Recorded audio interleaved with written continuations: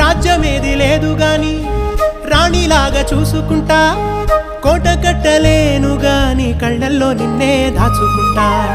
రాత ఎట్లా రాసి ఉన్నా ఆ మార్చి నీతో రాసుకుంటా. స్వర్గమంటూ ఉన్నదంటే అది నీతోనే ప్రతిరోజు పంచుకుంటా.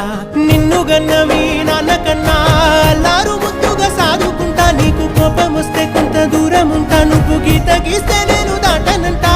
కంట నీరు కంటి రెప్ప దాటకుండా కాటుకై కావాలుంటా.